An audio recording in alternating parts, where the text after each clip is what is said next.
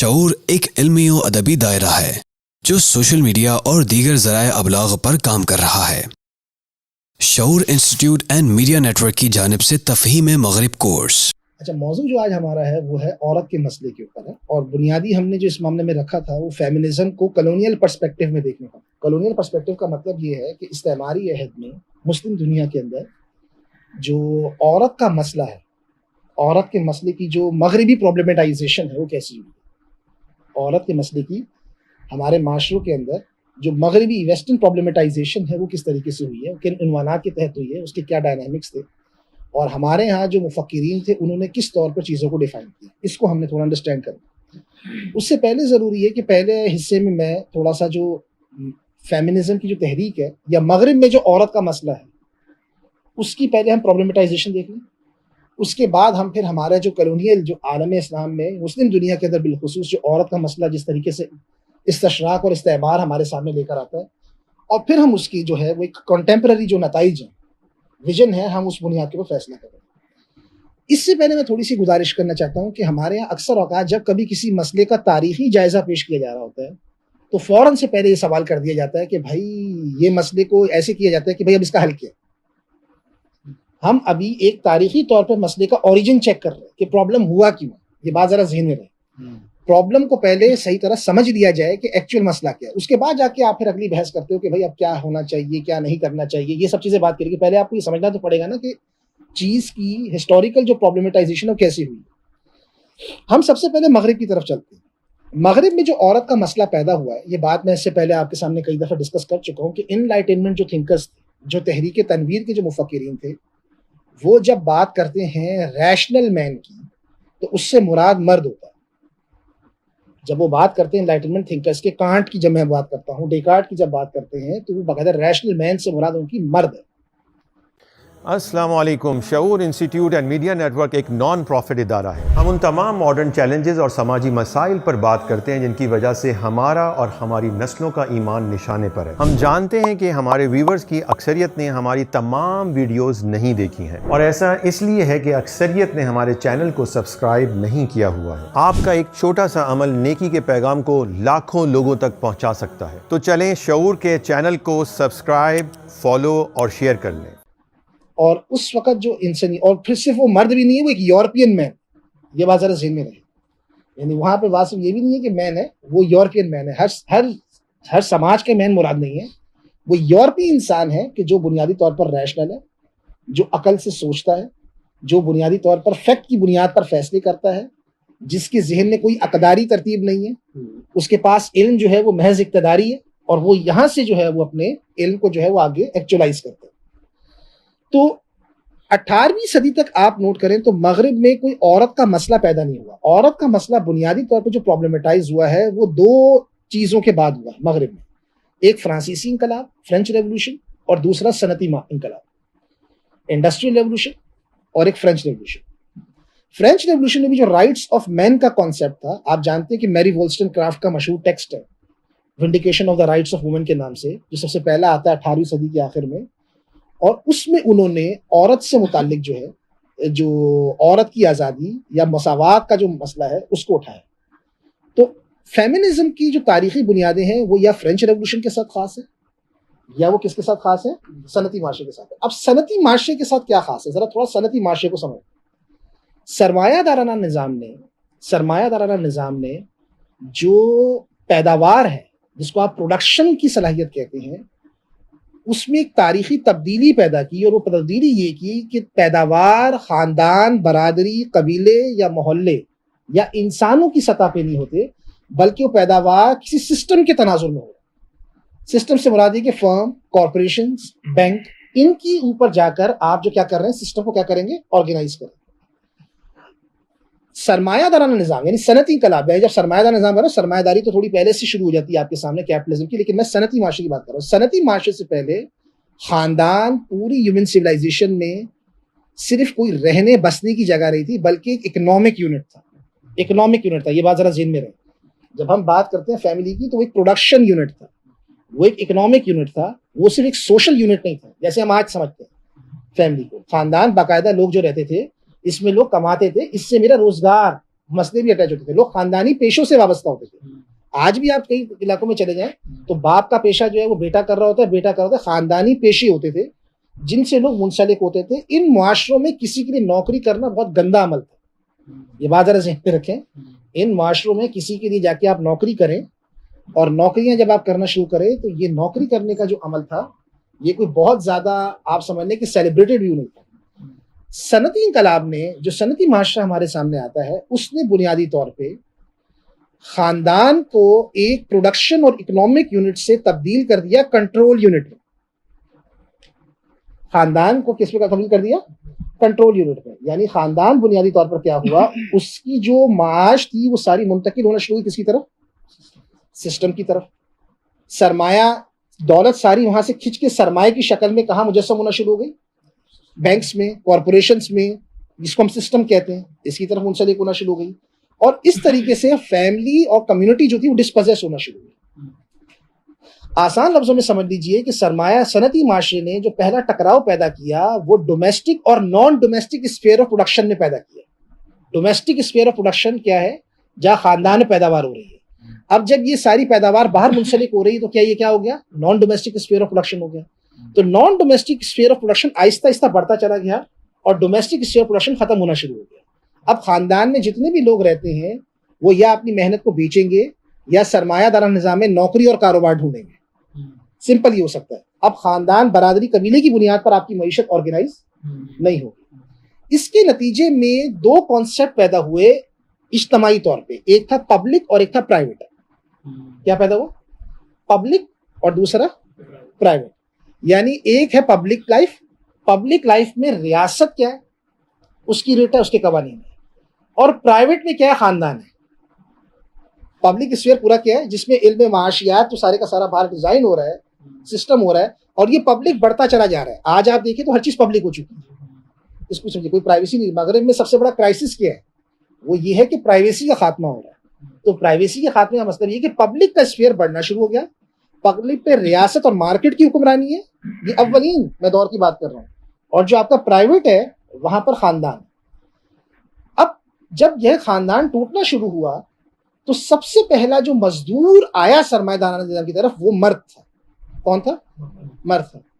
और सबसे पहले जो सरमायादारा निज़ाम में जो जम हुआ वो भी मर्द था। ठीक, जब मर्द हुआ तो एक कॉन्सेप्ट पैदा हुआ, पब्लिक मैन प्राइवेट वुमेन। क्या? Public man private women. ये एक तफरीक पैदा हुई यूरोप के अंदर 19वीं सदी में कि पब्लिक मैन है और प्राइवेट वुमेन, क्योंकि वो जम हो गया, क्योंकि वो जम हो चुका है, ये जम हो चुका है। ये घर के अंदर आता है, यानी औरत जो है बुनियादी तौर पर वो घर में, मर्द बाहर है। पहले औरत एक डोमेस्टिक स्फीयर ऑफ प्रोडक्शन इतना बड़ा होता था कि औरत उसमें मौजूद थी। ये जो बाहर का जो स्फीयर है जहां मर्द पब्लिक मैन है, ये जीडीपी के जरिए काउंट हो रहा है, ये मोनेटाइज हो चुका है। और जो non domestic sphere of production है ये मोनेटाइज नहीं है, ये जीडीपी के जरिए काउंट नहीं हो रहा है। और सरमायादाराना निज़ाम में हर शख्स का अमल जो होता है वो किससे मुंसलिक होता है? पैदावारी सलाहियत के साथ मुंसलिक होता है। किसके साथ मुंसलिक होता है? अमल को नापने का मयार कोई कदर नहीं होती बल्कि पैदावारी सलाहियत होती है। लिहाजा मर्द की पैदावारी सलाहियत बढ़ गई, यानी वो सरमाया में सम हो गया, वो जीडीपी में एंटर हो गया। औरत की जो पैदावारी सलाहियत है अब उसकी हैसियत ही रही, क्योंकि वो जो काम कर रही है वो जीडीपी में नहीं आता, वो जो काम कर रही है वो जीडीपी में नहीं आता, लिहाजा उसका काम डिग्रेड है, इसका काम क्या है? अपग्रेड है। समझ आ रही है आपको बात? क्या असल मसला क्या है? उसका काम क्या है? डिग्रेड है। यानी इस काम की कोई हैसियत नहीं है, क्योंकि आप जो काम कर रहे हैं इसका कोई जीडीपी में कंट्रीब्यूशन नहीं, इसका कोई कैपिटल के अंदर कोई कंट्रीब्यूशन नहीं है। आप जो जॉब बाहर जाके कर रहे हैं इसका सोसाइटी में क्या है? कंट्रीब्यूशन है, पब्लिक लाइफ के अंदर क्या है। लिहाजा ये वो तनाजुर है जिसके अंदर मगरिब में औरतों के हुकूक की तहरीक उठी। तहरीक जब ये औरतों की उठी उसमें बुनियादी मसला ये था कि भाई औरत को, औरत के काम की कदर सरमायादारा निज़ाम में कैसे पैदा की जाए। उसका पहला तरीकाकार ये है कि अगर मर्द भी पब्लिक है तो औरत भी पब्लिक। क्या? मर्द भी पब्लिक है तो क्या है? औरत भी पब्लिक हो। मैं मगरिब में उठा रहा हूँ कि फेमिनिज्म की तहरीक कैसे उठी है, यानी मर्द भी अगर पब्लिक है तो औरत क्या हो? वो भी पब्लिक होना चाहिए, उसका काम भी पब्लिक होना चाहिए, उसको भी जीडीपी में कंट्रीब्यूशन करना चाहिए, उसको भी सिस्टम में आना चाहिए। इसकी एक और मैं मिसाल देता हूँ। आपके घर, मिसाल के तौर पे किसी घर में बीवी शौहर के आगे खाना रख रही है, बहन भाइयों के आगे खाना रख रही है, घर वालों के आगे सास की खिदमत कर रही है, तो इस काम की कोई हैसियत नहीं है। लेकिन अगर ये एयर हॉस्टेस बन के तमाम टके टके के मर्दों के सामने खाना रख रही है तो इसका जीडीपी में कंट्रीब्यूशन है। तो पैदावारी सलाहियत से कौन सा अमल मुंसलिक है? एक माँ बच्चे को जो प्यार कर रही होती है वो कदर के साथ मुंसलिक होता है। आप अपने बड़ों की खिदमत कर रहे हैं, ये कदर के साथ मुंसलिक है। लेकिन ओल्ड होम्स बन जाए तो अमल किसके साथ मुंसलिक हो गया? पैदावारी सलाहियत से मुंसलिक हो गया, तो ओल्ड होम इंडस्ट्री बन जाए। इसी तरीके से आप बच्चे की केयर कर रहे हैं, अमल आपका मुंसलिक है कदर के साथ, रिश्ते के साथ मुंसलिक है। लेकिन अगर यही आप चाइल्ड केयर इंडस्ट्री बना दें तो अमल आपका मुंसलिक किसके साथ हो गया? पैदावारी सलाहियत के साथ मुंसलिक हो गया। ये वो तारीखी तनाजुर है कि जिसमें फेमिनिज्म की तहरीक उठी। आज के तनाजुर में इकोनॉमिक का लफ्ज इस्तेमाल कर रहा हूँ। इकोनॉमिक तो थी ही नहीं। इकोनॉमिक तो तहरीक नान नुफ्के की जिम्मेदारी, कवामियत वो मर्द की थी। कवामियत किसकी थी? मर्द की थी। जिम्मेदारी उसकी थी। उस अमल में, और वो रेडिकली डिफरेंट नहीं था कि मैं अगर एक माँ घर में काम कर रही है, कमा के ला रहा है, वो सरमाए से मुंसलिक नहीं है। मर्द का अमल, मर्द का अमल भी सरमाए से मुंसलिक नहीं है। यानी वो ये जीडीपी के साथ मुंसलिक नहीं है। मर्द के काम में, औरत के काम में वो तफरीक नहीं पाई जाती कि ये घटिया काम है अच्छा काम। यानी इसको यूं समझिए, बाप का दर्जा ज्यादा है या माँ का? माँ का ज्यादा है। जबकि नान उफकी की जिम्मेदारी किस पे? बाप पे। तो इकोनॉमिकली देखें तो बाप का दर्जा ज्यादा होना चाहिए, लेकिन इस्लाम में माँ का है, क्योंकि वो अकदारी तौर पे ऊपर है। अब बात समझ आ रही है आपको? बात क्या है? खानदान का जो नज़म है बिल्कुल इंटीग्रेट। इकोनॉमिक्स का डिसिप्लिन था ही। ये अलग बहस है कि इल्म माशियात क्या है, लेकिन इकोनॉमिक कोई अलग से सेपरेट डिसिप्लिन नहीं। पैदावारी सलाहियत के साथ जो था वो अमल है मुंसलिक हो गया। लिहाजा जो फेमिनिज्म की जो तहरीक है वो यहाँ से उठती है, पब्लिक मैन और प्राइवेट वुमन के कॉन्टेक्स्ट में। ये कॉन्सेप्ट कि प्राइवेट के अंदर मर्द हाकिम होगा, अब तस्वुर यूं है, और पब्लिक लाइफ में भी मर्द क्या है? बरतर है। औरत क्या है? पैदावारी अमल में घर में भी काम कर रही है, बाहर नहीं आ सकती। लेकिन सनती इंकलाब ने एक और तब्दीली पैदा की, रेडिकल। इसको जरा समझना जरूरी। वो रेडिकल तब्दीली थी औरतों का मजदूर बनना। वो क्या रेडिकल तब्दीली थी? औरतों का मजदूर बनना। ये औरतों का मजदूर बनना क्या था, इसको जरा समझ लीजिए। जब सनती माशरा बढ़ना शुरू हुआ मगरिब के अंदर, तो एक बड़े कॉन्ट्रडिक्शन का शिकार हुआ कैपिटलिज्म इंडस्ट्रियल रेवोल्यूशन के आने के बाद। और ये कॉन्ट्रडिक्शन आज भी आपको नजर आता है। ये कॉन्ट्रडिक्शन क्या था? एक तरफ तो जब सनती माशरे की प्रोडक्शन कैपेसिटी बढ़ रही है तो आपको मजीद लेबर चाहिए। अगर मैं एंटरप्रेन्योर हूं तो मुझे क्या? मजीद लेबर चाहिए। दूसरी तरफ बहुत सारे एंटरप्रेन्योर हैं जिनकी इंडस्ट्रीज लगी हुई है, तो हमारे दरमियान कंपटीशन भी है। कंपटीशन के नतीजे में जो हम प्रोड्यूस कर रहे हैं उसकी कीमतें हमें सस्ती रखनी है। आप बात समझ रहे हैं? यानी जो हम प्रोड्यूस कर रहे हैं उसकी कीमतें हमें क्या रखनी है? सस्ती रखनी है। और प्रोडक्शन कैपेसिटी हमारी बढ़ रही है तो हमें लेबर भी चाहिए। अब इसका इलाज क्या होगा? यानी लेबर चाहने का मतलब ये कि मुझे कम से कम लेबर सस्ती चाहिए। आसान लफ्जों में क्या? तो इंसानी तारीख की सबसे सस्ती लेबर जो थी पहली, वो औरत और बच्चे। मर्द बड़ा बार्गेन करते थे। आप समझ रहे बात? मर्द बार्गेन करते थे। ये बात जरा ज़हन में रहे कि सनती माशरे के अवाइल में जो काम करने के औकात थे वो 16 से 18 घंटे थे। 16 से 18 घंटे थे। ये जो मैं जबकि बात कर रहा हूँ आपसे, 16 से 18 घंटे जो थे काम करने के औकात थे। लिहाजा औरत जो थी, औरत बुनियादी तौर पे जब औरत मजदूरी में आई तो औरत ने अब कंट्रीब्यूट भी किया और औरत पे घर के भी था, यानी घर में भी कुछ नहीं कर सकती। इस कॉन्ट्राडिक्शन के नतीजे में फेमिनिज्म की जो तहरीक थी वो मगरिब में पैदा हुई। और मगरिब में जो फेमिनिज्म की तहरीक बुनियादी तौर पर इसलिए पैदा हुई कि उसमें उन्होंने अपना डिस्कोर्स जनरेट किया कि औरत को अब मर्द के बराबर कैसे लाया जाए अपने मकाम और मर्तबे में। यानी बुनियादी तौर पे सनती माशरे में अब औरत और मर्द को कैसे मुसावी किया जाए। असल कॉन्टेक्स्ट क्या था? सनती माशरे में, जदीद मुआशरत में औरत और मर्द को मसावी कैसे किया जाए, ये फेमिनिज्म का नुक्ता आगाज था। इस काम को करने के लिए फेमिनिज्म का जो फलसफा हमारे सामने आता है उसके कुछ 3-4 नकात है। पहले हम जरा उसको समझ लें वो कितने हॉरिबल हो। पहला काम जो फेमिनिज्म करता है वो करता है रीडिफाइन करता है कॉन्सेप्ट ऑफ पॉलिटिकल। तस्वुर सियासत जो है ना, इसको फेमिनिज्म रीडिफाइन कर। फेमिनिज्म असल में क्या है? फेमिनिज्म बुनियादी तौर पे औरत और मर्द के ताल्लुकात को ताकत के तनाजुर में देखने और बयान करने का नाम। औरत और मर्द के ताल्लुकात को ताकत के तनाजुर में देखने और बयान करने का नाम है। और फेमिनिज्म कहता है कि हर चीज पॉलिटिकल है, लिहाजा फर्द भी पॉलिटिकल है, हर अमल आपका पॉलिटिकल है। लिहाजा अब तक सनती माशरे से पहले सियासत एक ऐसी चीज होती थी जो कि खानदान से बाहर होती थी। फेमिनिज्म कहता है असल पॉलिटिक्स खानदान में होती है। असल पॉलिटिक्स कहाँ होती है? खानदान में होती है। पावर स्ट्रगल, यानी कि पावर स्ट्रगल जो है वो ये सियासत से मुराद ये नहीं है फेमिनिज्म के पार्लियामेंट में चल रही है। फेमिनिज्म में चलती है, पॉलिटिक्स का असल मरकज क्या है? फैमिली है, जहां मेल डोमिनेट करता है, जहां औरत बच्चे पैदा करती है, जहां मेल कव्वाम है, जहां मेल की सुपीरियोरिटी, यानी औरत अपनी सलाहियतों को मर्द की वजह से उजागर नहीं कर पाती। समझ रहे मतलब क्या? लिहाजा पॉलिटिक्स का असल डोमेन क्या है? वो फैमिली है, वो कोई बाहर नहीं। लिहाजा सबसे पहला काम फेमिनिज्म क्या करता है? वो औरत और मर्द के ताल्लुकात को सिला रहमी और रिश्तों के तनाजुर में नहीं देखता, बल्कि वो ताकत के तनाजुर में देखने और बयान करने का नाम। और फेमिनिज्म का बुनियादी मुकदमा ये है कि जब आपने मर्द और औरत की बात करनी है तो रिश्ते ये सोशली कंस्ट्रक्टेड है। क्या है? रिश्ते सोशली कंस्ट्रक्टेड है। रिश्ते सोशली कंस्ट्रक्टेड मतलब ये होता है कि एक्चुअली जब आप ये कहते हैं कि अगर कोई लड़की कहती है कि मेरे अब्बू इस काम से मना करते हैं, तो लड़की की नजर में वो अब्बू है, क्योंकि ये फॉल्स कॉन्शियसनेस है। एक्चुअली वो मर्द है और ये औरत है। इसी तरह शौहर ने बीवी को किसी काम से रोका, तो एक्चुअली ये आपकी नजर में ये शौहर बीवी है, ये मर्दों के बनाया हुआ ऑर्डर है। जैसे सरमायादारी में कहते हैं, जैसे सरमायादार होता है, अगर आप मार्क्सिस्टों को पढ़े तो किसी मार्क्सिस्ट की मजलिस में आप जाकर बोलें कि यार सबसे बड़ी जो मिडिल क्लास है, वो सबसे ज्यादा उसको जो रेडिकल मार्क्सिस्ट होगा ना, सोशलिस्ट, वो मिडिल क्लास का नाम सुन के तब जाएगा, उसे आग लग जाएगी ये बात सुन के। क्योंकि सब वो तो ये कहते हैं सारे रेडिकल मार्क्सिस्ट सरमायादार नाम में एक तबका महरूम होता है और दूसरा तबका जो होता है वो अमीर से अमीरतर होता है। वो कहते हैं मिडिल क्लास तो सरमायादाराना निजाम ने तख्लीक किया तबका। एक्चुअली यही तबकात होते हैं, ये तो धोखा देने के लिए कहा है, ये भी एक ऑप्रेस तबका होता है। इन्होंने इसको लाके बीच में खड़ा कर दिया कि मिडिल क्लास भी तो होती है, तुम खामखा ये बात कर रहे हो। तो जो फेमिनिस्ट होते हैं उनका बुनियादी तौर पे कहना होता है कि ये रिश्ते बुनियादी तौर पे सोशली कंस्ट्रक्टेड है। सोशली कंस्ट्रक्टेड का मतलब क्या है? ये भी आगे आएगा मफहूम आपके सामने, लेकिन ये क्या है? Socially constructed. ताल्लुकात जितने भी होते हैं वो क्या होते हैं? सोशली कंस्ट्रक्टेड है।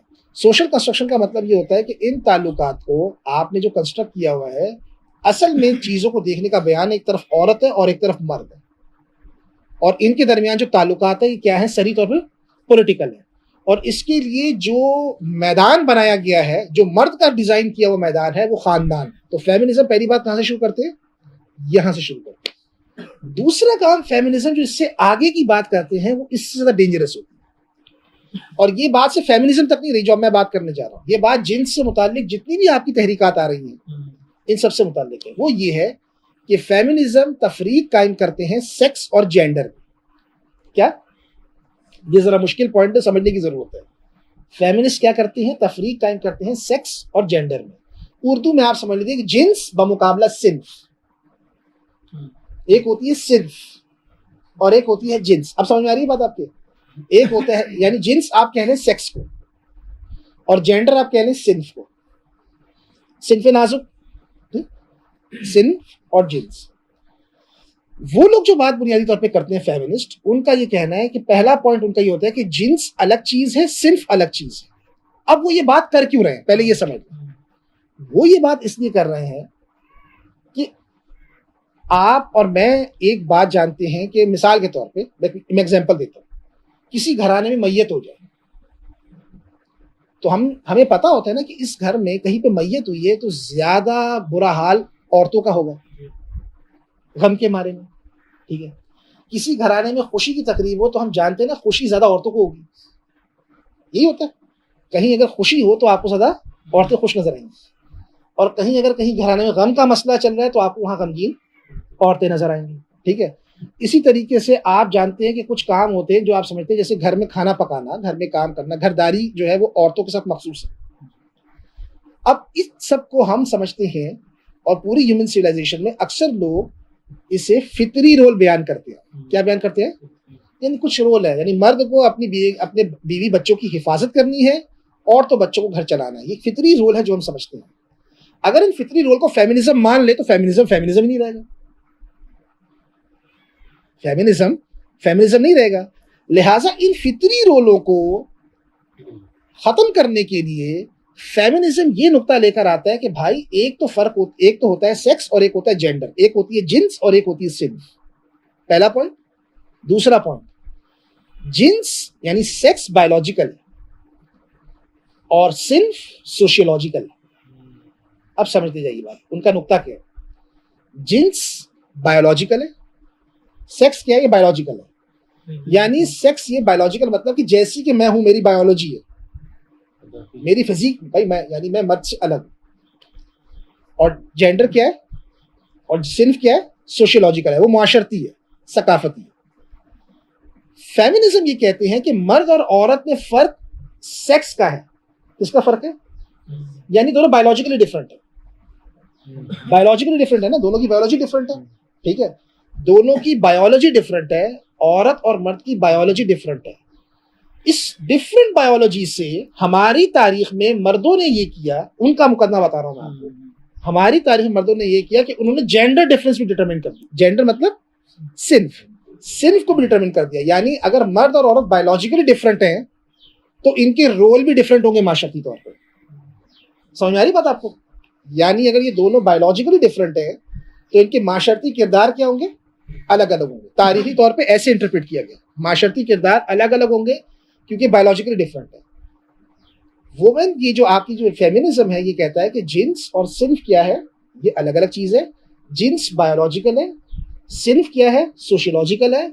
और इन दोनों के अंदर फर्क ये है कि जिन्स का मर्द और औरत के दरमियान फर्क होता है, सिन्फ के लिहाज से औरत और मर्द एक है। क्या? सिन्फ के लिहाज से औरत और मर्द एक है। मैं इसकी एक मिसाल दे देता हूं। बच्चा पैदा करना, फेमिनिज्म ये कहते हैं कि बच्चा पैदा करना इसका ताल्लुक जिन्स से है और इसमें यकीनन औरत ही पैदा कर सकती है। चाइल्ड बेयरिंग और एक है चाइल्ड रेयरिंग, बच्चा पैदा करना और बच्चा पालना। फेमिनिज्म कहते हैं बच्चे को पैदा करना ये तो जिन्स का मसला था, बच्चा पालना ये सोशली कंस्ट्रक्टेड है कि औरत ही पाले। अब समझ आ रही बात आपको? क्या जिन्स सिन्फ का फर्क समझ आ रहा है? यानी बच्चा मर्द नहीं पैदा कर सकता, इतना कम से कम शुक्र है वो मानते हैं कि ठीक है, शुक्र है कि वो इतनी बात मानते हैं कि वो ये कह रहे हैं कि एक है बच्चा पैदा करना, ये काम है। अब बच्चे की पैदाइश से, अब बच्चे को दूध पिलाना है, उसकी परवरिश करनी है, ये काम भी किसका है? ये औरत का है। ये आपने किस तरह डिटरमिन किया कि भाई जब उसी ने बच्चा पैदा करना है तो असलन क्या है? माँ का है। अब फेमिनिस्ट क्या कहते हैं? फेमिनिस्ट का ये कहना है कि बच्चा पैदा करना ये तो एक औरत का बायोलॉजिकल है क्योंकि वो नेचुरली मर्द से डिफरेंट है। लेकिन चाइल्ड रेयरिंग ये मर्द और औरत की क्या है? मुश्तरका जिम्मेदारी। रेयरिंग मतलब पालना, परवरिश करना। बेयरिंग मतलब बच्चे की पैदाइश। बेयरिंग और रेयरिंग ये उनका खास, उनकी जो फिलॉसफी की किताबों में नजर आती है आपको कि एक होती है चाइल्ड बेयरिंग और एक है चाइल्ड रेयरिंग। यानी बच्चे की परवरिश करना किसकी जिम्मेदारी है? ये दोनों की जिम्मेदारी होती है। यानी मदर औरत है मगर मदरहुड जो आया है ये एक्चुअली मर्द की कंस्ट्रक्शन। ममता का जो तस्वुर आपके पास मौजूद है, ममता कि माँ ये होती है, ये कॉन्सेप्ट किसका है? ये पिदर शाही ने दिया आपको। ये किसने दिया आपको? ये पिदर शाही। तो पिदर शाही जो है, पिदर शाही उनके नजदीक जो है ये ममता का जो किरदार है ना कि माँ ये हो, जहां ममता वहां डालडा, तो ये एक्चुअली उनका ये कॉन्सेप्ट है कि भाई ये किसका दिया हुआ है आपको? ये पिदर शाही का दिया हुआ है। लिहाजा दूसरा जो उनका नुक्ता आता है वो ये आता है कि सेक्स और जेंडर में फर्क है। तीसरी चीज जो बहुत ज्यादा वो आगे ले जाकर कहते हैं इसी सेक्स और जेंडर के तनाजुर में, वो ये कहते हैं कि जिन्स के तयन का हक, अब जो तहरीकात आपके सामने आ रही हैं ये हक माशरे को नहीं है, खानदान को नहीं है, ये फर्द का है। फर्द जो भी करवाता फिर, फर्द जो कह दे अपने आप को, पूरा माशरा कहे कि आप मर्द हो, फर्द कहे कि नहीं मैं औरत ही हूँ, आप मान लें औरत हो। ये वो दो बुनियादी चीजें हैं जिसकी बुनियाद पर फेमिनिज्म अपने आप को एक्सप्लेन करती है। इसी बुनियाद पर, और फेमिनिज्म का जो फलसफा है वो सिर्फ एक्सप्लेनेशन नहीं है, वो अपनी पूरी तारीख बयान करती है। पिदर शाही का पूरा एक निज़ाम है जो तारीखी तौर पे चलता आ रहा है, जिसने औरतों को दबाया है और जिससे औरत को बाहर निकलना है। ये वो तारीखी कॉन्टेक्स्ट है जिसमें मगरिब में औरतों की तहरीक बढ़ी। इसमें पहली जो वेव थी उसमें सिर्फ और सिर्फ सियासी हुकूक मांगे गए। दूसरी वेव में घर के अंदर जो आप समझते हैं कि child protection, domestic violence protection के लॉज आना शुरू हुए। और तीसरी वेव ऐसी आ चुकी है कि जिसके अंदर अब आप बिल्कुल मादर पिदर जिन्स के मसले को सवाल किया जा रहा है। ये मैं आपसे आगे डिस्कस करूंगा। तो मगरिब में जो फेमिनिज्म का मसला पैदा हुआ उसका तारीखी तनाजुर ये सनती माशरे के बाद मगरिब में पैदा हुआ। और मगरिब में असल में आप अगर मगरिब के नीचे तक के अगर आप थिंकर्स को पढ़ लें तो ये जो अक्सर औकात बात कहते हैं ना कि कुरान में ये लिखा हुआ है औरत के बारे में, फिक़ह की किताबों में ये लिखा हुआ है औरत के बारे में, उनसे ज़रा सवाल है कि वो जाके नीचे की किताब में, फ्रॉइड के यहाँ, डेकार्ट के यहाँ, हॉब्स के यहाँ, कांट के यहाँ जाके पढ़ ले कि वो औरत के मुतालिक क्या लिखते हैं, तो समझ में आ जाएगा आपको बात को क्या कहते हैं। तो औरत का जो मसला है बुनियादी तौर पे वो यहाँ से पैदा होता है मगरिब के अंदर, जो वहां जो फेमिनिज्म की तहरीक पैदा हुई वो ये थी। मुस्लिम दुनिया में औरत का मसला कैसे पैदा हुआ, उसकी तारीखी जोग्राफी हकीकत है। हमारे यहाँ जो औरत का मसला पैदा हुआ उससे पहले जरा हमें थोड़ा सा इस्तेमारी जदीदियत को समझना लाजमी। मगरिब में जो जदीदियत पैदा हुई वो उसके दाखिली हालात से पैदा हुई। दाखिली तौर पे यानी जदीद रियासत मगरिब का एक इंटरनल फिनोमिना भी है। हमारे यहाँ जो इंसान जदीद बना वो शऊरी तौर पे नहीं बना था, वो इस्तेमार को भूसा पानी फराहम करने के लिए जदीद बनाया गया था। हमारे यहाँ जो बना था वो बंदा, यानी एक बंदा दाखिली वसाइल से जदीद बनता है और एक बंदे पर जदीदियत को इम्पोज किया जाता है। हमारे ऊपर जो जदीदियत है वो क्या है, इम्पोजिशन है। इम्पोजिशन का मतलब ये कि हमारे लोगों के शऊर नहीं बदले थे, लेकिन उन पर इदारती सफबंदी को इम्पोज किया गया और उसके नतीजे में लोगों को जदीदियत की तरफ, लोग जदीद माशरत की तरफ आए। पहले एक तबका पैदा किया गया, उस तबके से जो इंस्पिरेशन आपके यहाँ सोसाइटी में पैदा हुई उसने लोगों को जदीद बनाया। आहिस्ता आहिस्ता लाके उस सिस्टम के अंदर आपको लाके उन्होंने मुंसलिक किया। बाकी जदीद इदारती सफबंदी हमारे यहाँ कैसी आई ये बात हमने इससे पहले बड़ी तफसील के साथ डिस्कस कर ली है। अब हमारे यहाँ जो सबसे पहले जो फेमिनिज्म का डिस्कोर्स आया तो वो डिस्कोर्स था आज़ादी के कॉन्टेक्स्ट में। किससे? मगरिब में भी आज़ादी के कॉन्टेक्स्ट था, लेकिन हमारे यहाँ और मगरिब में फ़र्क इसमें यह है कि बर्रे सगीर में आज़ादी के डिस्कोर्स को इस्तेमाल करने वाला भी कोई आपका नेटिव नहीं था पूरे आलम इस्लाम में।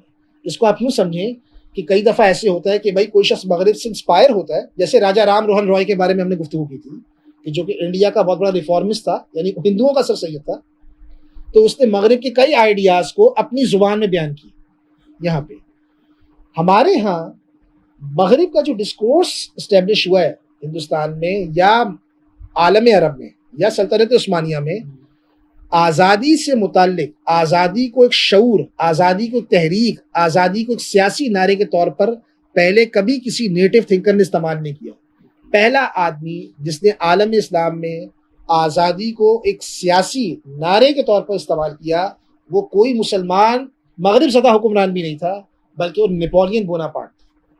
नेपोलियन बोनापार्ट वो पहला आदमी था जिसने जब मिस्र को फतह किया था तो उसने जो पहली वहाँ पे तकरीर की थी उसमें उसने जो अपनी जो वैल्यूज़ गिनवाई थी उसमें उसने फ्रीडम को बताया। तो आज़ादी का डिस्कोर्स हमारे यहाँ टोटल क्या है, एक्सटर्नल है, प्योरली एक्सटर्नल हमारे। तो हमारे यहाँ जो आज़ादी का जो औरत का मसला पैदा हुआ उसमें सबसे बड़ा किरदार इस्तेमार और इस्तशराक का था। अब इस्तेमार और इस्तशराक चाहते क्या थे और ये क्यों था, इसको हम एक और जाविये से समझते हैं।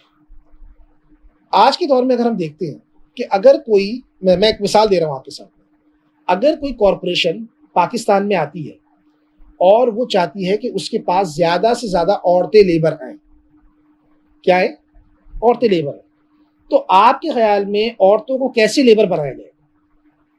अगर मैं आपसे सवाल करूं कि कोई कॉरपोरेशन चाहती है कि अगर वो आई है और वो चाहती है कि ज़्यादा से ज़्यादा लेबर यहाँ की आए और लेबर ऐसे आए कि जैसे मिसाल के तौर पे लोग जो है ज़्यादा से ज़्यादा कॉल सेंटर में आ जाएं, रिसेप्शनिस्ट की जॉब पर आ जाएं, तो पाकिस्तानी माशरे के अंदर अगर उस कॉरपोरेशन को अपने आप को इंकरोच करना है तो कैसे इंकरोच करें? उस इंकरोचमेंट का पहला तरीकाकार ये होगा कि वो औरतों से ये तो नहीं कहेगी कि आप आके मेरी लेबर बन जाए, बल्कि वो ये बताएगी औरतों को कि भाई आपके यहाँ जो फैमिली सिस्टम है कितना जुल्म का शिकार है। वो ड्रामे स्पॉन्सर करेगी, वो एडवर्टाइजमेंट स्पॉन्सर करेगी, वो कोई कैंपेन स्पॉन्सर करेगी जिसके जरिए आपके माशरे के अंदर दिखाया जाएगा कि लड़की किस कदर कैद है, वो अपनी मर्जी से कुछ नहीं कर सकती, तो उन्हें अपनी मर्जी से कुछ करने दिया जाए। तो जब वो खानदान की दहलीज क्रॉस करेंगी तो फिर इंशाल्लाह उनकी मर्जी कॉरपोरेशन में आके चलेगी, तभी जाके आप अपनी लेबर बेच सकते हैं ना, कि जब तक आप खानदान के डिसिप्लिन को नहीं तोड़ेंगे। इसी को हम समझते हैं कि जब सरमाया, जब इस्तेमारियत, जब नौबादियाती निज़ाम के दौर में हमारे यहाँ जब मगरबी अक़वाम आई, तो जब जदीद रियासत को, जो कि बिल्कुल अलहदा डिसिप्लिन है, सरमायादाराना निज़ाम को जब वो इस्टेब्लिश कर रहे थे, तो उनका बुनियादी मुकाबला यहाँ पर हिफ्ज़ मरातिब पर मुश्तमिल निज़ाम के साथ था। क्या था? हमारे यहाँ जो नज़्म इज्तिमाइयत थी वो किस पे थी? हिफ्ज़ मरातिब के तौर पर। और हमारे यहाँ हिफ्ज़ मरातिब का मतलब ये था कि मैं इसको एक और अंदाज से समझाता हूँ कि आलम इस्लाम में बर्नार्ड लुइस, जो कि मुस्तशरिक है, वो ये लिखता है कि मुस्लिम दुनिया में जो गुलामी थी, क्या थी? गुलामी, स्लेवरी जिसे आप कहते हैं, स्लेवरी आलम इस्लाम में कोई इकोनॉमिक नहीं थी। स्लेवरी खालिसतन सोशल थी, गुलामी एक रिश्ता होता था, एक तरह का क्या होता था, गुलामी एक बाकायदा रिश्ता होता था, वो सोशल थी, इकोनॉमिक नहीं थी। इकोनॉमिक होने का मतलब है कि जो क्रॉस अटलांटिक स्लेवरी है जो हुई है, ये बुनियादी तौर पर क्या है, इकोनॉमिक है, खालिसतन सरमाए पर मुश्तमिल है। हमारे यहाँ जो गुलामी थी वो खानदानी सतह के ऊपर होती थी और वो बाकायदा रिश्ता होती थी। अब हमारे यहाँ निज़ाम था हिफ्ज़ मरातिब का, क्या था, हिफ्ज़ मरातिब के अंदर मसावात नहीं होती, बड़े छोटे का अदब होता है, किसी का हुक्म आपको मानना पड़ता है, अक़दार की बुनियाद पर रिश्तों की तरतीब होती है, कानून की बुनियाद पर रिश्तों की तरतीब नहीं होती। लिहाजा अगर जदीद कानून को आपने नाफिज करना है तो सबसे बड़ा प्रॉब्लम आपके सामने इंक्रोचमेंट में हिफ्ज़ मरातिब पर मुश्तमिल निज़ाम है। क्या है, हिफ्ज़ मरातिब पर मुश्तमिल निज़ाम है। लिहाजा ज़रूरी ये था कि आप हिफ्ज़ मरातिब पर मुश्तमिल निज़ाम पर अटैक करें, और इसमें तमाम दुनिया में, सिर्फ आलम इस्लाम में नहीं, कॉलोनियल पावर्स ने जहां पर भी गई तो उन्होंने वहां पर जो महरूम और निचले तबकात होते थे जो हिफ्ज़ मरातिब के निज़ाम में आते थे, इसको जरा समझिए, मैं महरूम तबका नहीं कह रहा, यानी जब वो किसी कॉलोनी में जाते थे, मिसाल के तौर पर इंडिया में आए तो उन्हें शूद्रों का दर्द बड़ा महसूस हुआ। क्या हुआ, शूद्रों का दर्द बड़ा महसूस हुआ। अब शूदर कौन थे, एक कास्ट थी। मैं अभी इस पे नहीं जा रहा कि हमारे यहाँ भी अक्सर औकात जो मजहबी राइटिंग में शूदरों का जिक्र आया है कि शूदर वहां पर क्या थे, बाकायदा कास्ट थी, शूदर का अपना लाइफ वर्ल्ड था, शूदर का अपना लाइफ वर्ल्ड था, उनके यहाँ बाकायदा कास्ट का निज़ाम था जो अपने निज़ाम में वो मानते थे। इस्लाम की उस पर एक अलहदा तनकीद है, लेकिन जब वो आए तो उन्होंने हर जगह पर आके अपने जवाज के लिए, यानी इस्तेमार ने अपने कल्चरल जवाज के लिए, अपने तहजीबी जवाज के लिए, तहजीबी हाकमियत को कायम करने के लिए पहला जवाज ये बनाया कि हम यहाँ के महरूम और महकूम तबकात को एम्पावर करना चाहते हैं। समझ आ रही बात आपको, child rights, women rights, labour rights, क्या चाइल्ड, ये जो महकूम तबकात है हम इनको क्या करना चाहते हैं, हम इन्हें एम्पावर करना चाहते हैं। इस बुनियाद पर हम बैठे हुए हैं, यानी ये वही नारा जो ह्यूमन राइट्स का बाद में बनता है। हमारी हाकमियत इधर इसलिए है कि आपके जो महरूम तबके हैं, हिंदुओं में जो महरूम तबके हैं, मुसलमानों में जो महरूम तबके हैं, हम उनके लिए हिफाजत के लिए बैठे। हालांकि इसी दौर में इस्तेमार जिस तरीके की लेबर को एक्सप्लॉइट कर रहा था दूसरी तरफ, उसकी कोई मिसाल नहीं मिलती।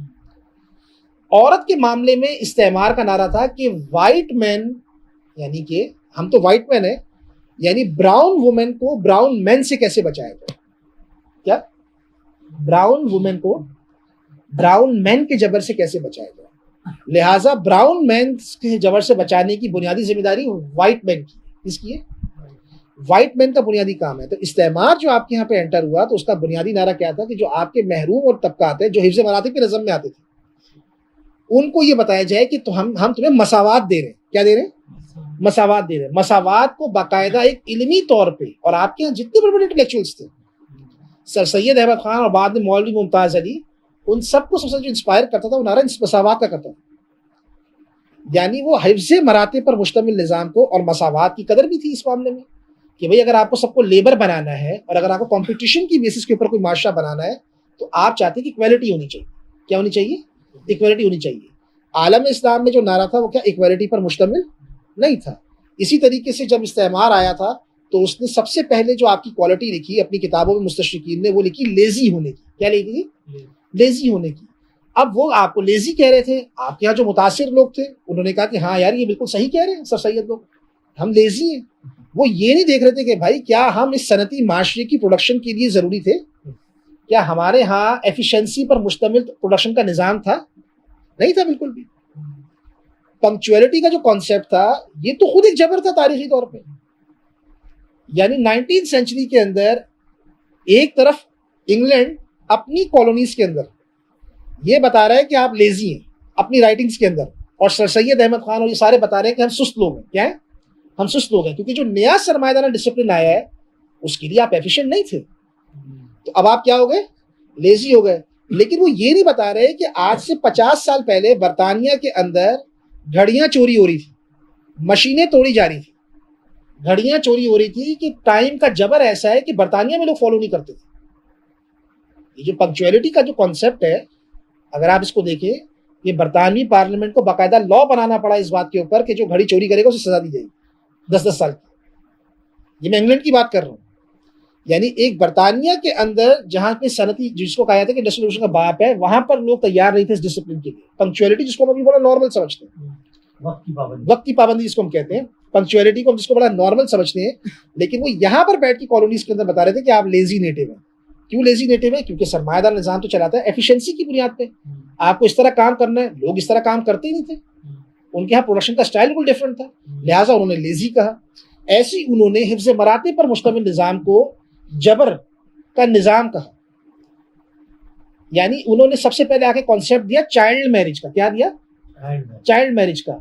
यानी इस वक्त मैं एक सवाल करता हूँ, मैं अपने कभी जब स्टूडेंट्स को पढ़ा रहा होता हूँ तो एक बहस छिड़ गई अचानक से चाइल्ड मैरिज की, चाइल्ड मैरिज की बहस छिड़ गई। तो मैंने पूछा कि भाई चाइल्ड का मतलब क्या है? क्या ऐसा तो नहीं है कि आप टीनेजर को चाइल्ड ट्रीट कर रहे हैं? इंसानी तारीख में शादियां होती कब थी? जाके पढ़ लीजिए पूरी ह्यूमन सिविलाइजेशन। इंडिया को जाके पढ़ ले, पूरी यूरोप में पढ़ लें, उनकी किंग्स की पढ़ लें जाके शादियां किस उम्र में होती थी। तो टीनेजर को आप चाइल्ड की तरह ट्रीट कर रहे हो, दूसरे कर रहे हैं। आपने तो इस वक्त सिचुएशन ऐसी बना दी कि 18 साल का लड़का कहीं सड़क पे गाड़ी भी मार दे तो कहते बच्चा है छोड़ दो, सिगरेट पी रहा होता है बच्चा है छोड़ दो। तो आपने तो बच्चे की इतना आगे तक ले आए हो। तो बात सिंपल ये चीज है कि ये कंस्ट्रक्ट किया गया ना, ये पूरे का पूरा आइडियोलॉजी कंस्ट्रक्ट की गई। और इतने मुतासिर थे ये लोग कि मैंने आपके सामने इससे पहले कई बार ये बात कर चुका हूँ कि जिस वक्त यानी हमारे लिए इस्तेमार से जो हमारे जो ये जो थिंकर्स है सैयद इस लेवल पे इंस्पायर थे कि इनमें ये सलाहियत ही नहीं थी कि वापसी में कोई इस्तेमार से सवाल कर सकते। यानी इनके सामने सबसे बड़ा सवाल 19वीं सदी में, आप जानते हैं हमारे हमारे हमारे जो इंटेलेक्चुअल्स थे, कॉलोनियल इंटेलेक्चुअल्स मैं कह रहा हूँ, उनके सामने सबसे बड़ा सवाल ये था कि क्या इस्लाम तलवार से फैला है शिबली तक? क्या था? इन्होंने ये सवाल ही नहीं उठाया कि भाई ये वो सवाल कर रहा है जिसने पूरी तोप से दुनिया को तबाह किया, इतनी बड़ी नस्ल कशी कर रहा है मेरे सामने, और वो मुझसे सवाल कर रहा है क्या इस्लाम तलवार से फैला है?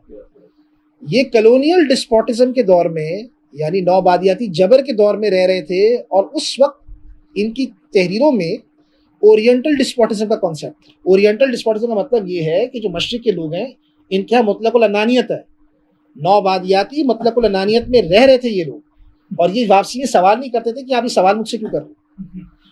इनमें ये सलाहियत नहीं थी आगे करने की, ये सिर्फ जवाब देने में लगे थे कि हाँ हम साबित करते हैं इस्लाम तलवार से नहीं फैला, हाँ हम साबित करते हैं कि जमहूरियत सबसे पहले हम लेकर आए। सामने इनके ये काम चल रहे थे। तो ये सिचुएशन थी। और एक बड़ा मैं एक ऑथर है लैला अहमद मिस्र की, उसने बड़ी अच्छी किताब लिखी थी women gender and Islam, liberal औरत है। उसमें उसने यहाँ तक लिखा कि मिस्र में पर्दे के खिलाफ सबसे ज्यादा जो कैंपेन करने वाला था ना, ये पर्दे को सबसे ज्यादा डरावना बनाने वाला जो बंदा था वो लॉर्ड क्रोमर था। नाम सुना होगा आपने लॉर्ड क्रोमर का? लॉर्ड क्रोमर वो था कि जो इजिप्ट का कॉन्सुलर जनरल था, मिस्र के अंदर बाकायदा रूल करता था। ये आदमी मिस्र के अंदर क्या कर रहा था? मिस्र के अंदर ये आदमी कर रहा था कि भाई खवातीन का पर्दा जबर होता है, फलानी चीज होता है, मुसलमानों पर औरत के हवाले से तनकीद कर रहा था। और इंग्लैंड में पता है ये आदमी कौन था? इंग्लैंड में जो मेंस लीग बनी थी ना पहली, खवातीन को वोट डालने के खिलाफ, उसका सदर था। उसका सदर था जो इंग्लैंड में ये कैंपेन चला रहा था कि आपने यहाँ पे औरतों को वोट डालने ना दिया जाए। और कॉलोनीज में सबसे बढ़ के पर्दे के ऊपर जबर करने वाला और ये सब कुछ करने वाला ये था। अपने यहाँ व्हाइट मैन सुप्रीमेसी के अंदर मुब्तला था, अपने यहाँ वहां पर ही मुब्तला था। तो ये वो इस्तेमारी डिस्कोर्स था जो हमारे यहाँ जाकर स्टैब्लिश हुआ। मैं इसीलिए कहता हूँ कि ये जो लोग थे ना मुस्तशरिकीन, जिनके नाम मैं आपको अक्सर बताता रहता हूँ, क्लाइव हैमिल्टन है जिसने हिदाया का तर्जुमा किया, इनको पता क्या कहा जाता है? मैं भूल गया इनका, ये वो हैं यानी ये दिन के टाइम पे गोलियां मारते थे आपको, दिन के टाइम पर आपके साथ जंगे किया करते थे, और रात को बैठ के इस्लाम पर तहकीकात किया करते थे। दिन के टाइम पर ये जंगों में मुलविस होते थे, मुसलमानों को मार रहे होते थे, और रात के टाइम पर ये वो लोग होते थे जो बाकायदा हिदाया का तर्जुमा कर रहे होते थे, इसका भी कर रहे होते थे। ये 18वीं 19वीं सदी के लोग, 18वीं कोई ऐसी बात नहीं है, ये 18th सेंचुरी 19th सेंचुरी के लोग हैं। कॉलोनियलिज्म इसी दौर का, ये इस दौर के लोग। तो जो आपके यहाँ डिस्कोर्स डेवलप हुआ बुनियादी तौर पे, वो इस बुनियाद पर हुआ। तो पहली चीज जो नफ्सियाती तौर पे इस्टेब्लिश की औरत की औरत और मर्द के ताल्लुक के तनाजुर में जो इस्तेमारी डिस्कोर्स ने, वो ये की कि अगर कोई चीज किसी माशरे में इनविजिबल है, इसका मतलब ये कि उसका कोई किरदार नहीं। क्या मुस्तशरिकीन ने जब राइटिंग्स लिखी मुस्लिम माशरों पे, तो उन्होंने सबसे ज्यादा जिस चीज को निशाना बनाया, औरत की इनविजिबिलिटी को निशाना बनाया। किसको बनाया? पर्दा ये नहीं होता कि सारी औरतें बाहर घूम रही हैं पर्दे। वो जब आते थे मुस्लिम माशरों में, उनको ये लगता था कि जैसे मिसाल के तौर पे हमारे यहाँ किंग के साथ क्वीन का मनसब भी होता है। तो मुस्तशरिकीन ये लिखते थे कि इनके यहाँ बनु बादशाह के साथ क्वीन कौन है, ये पता है आपको? ये बहस करते थे वो लोग।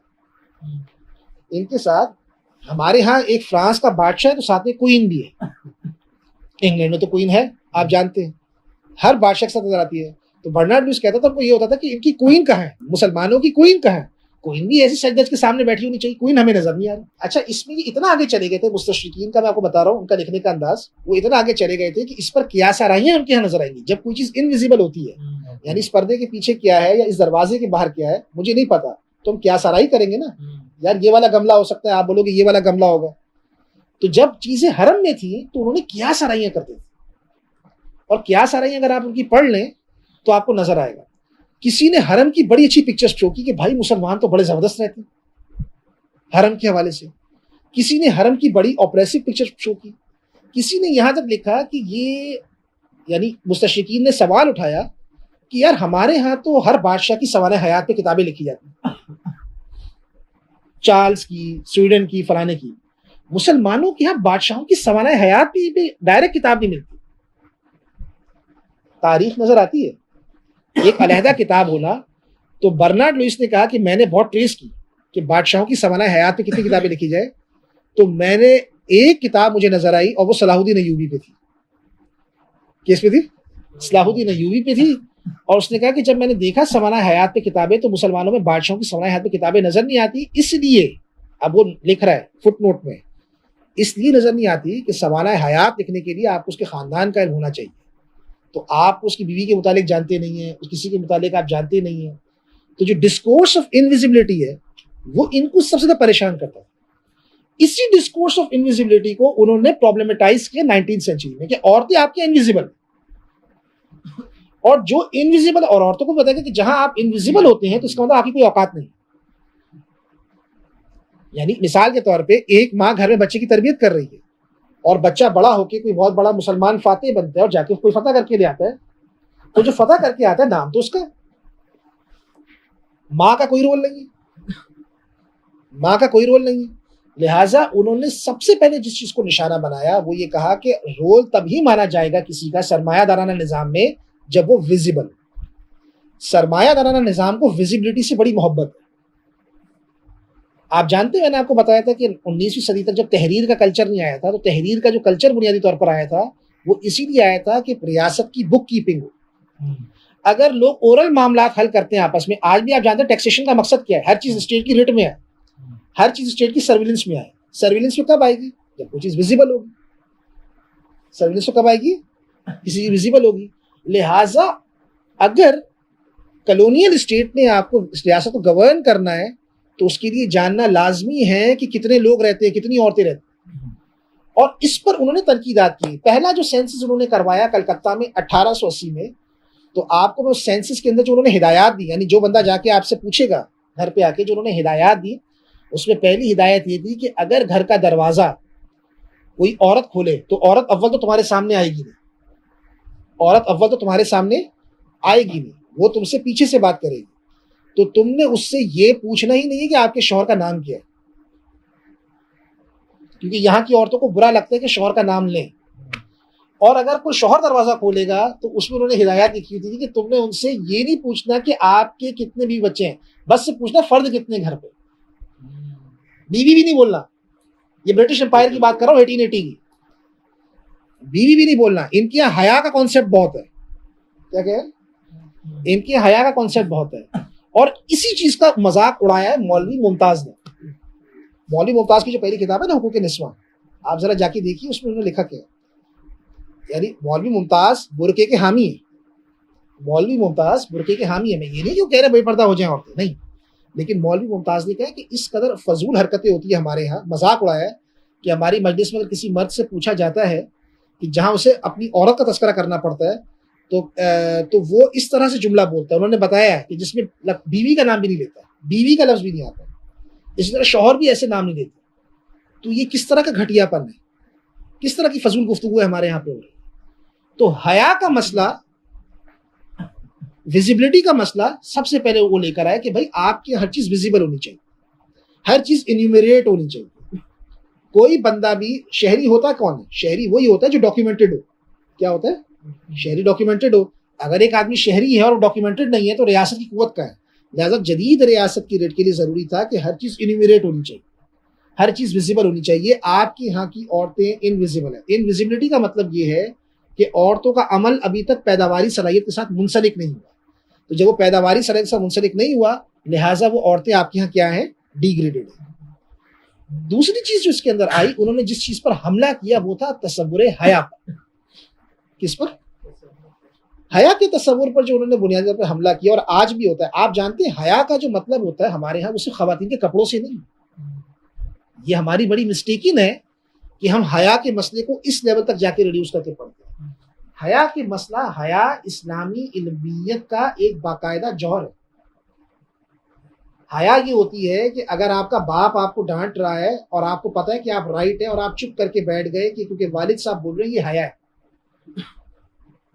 हया का मतलब ये होता है कि आप जानते हैं गीबत के मसले में हुक्म क्या है?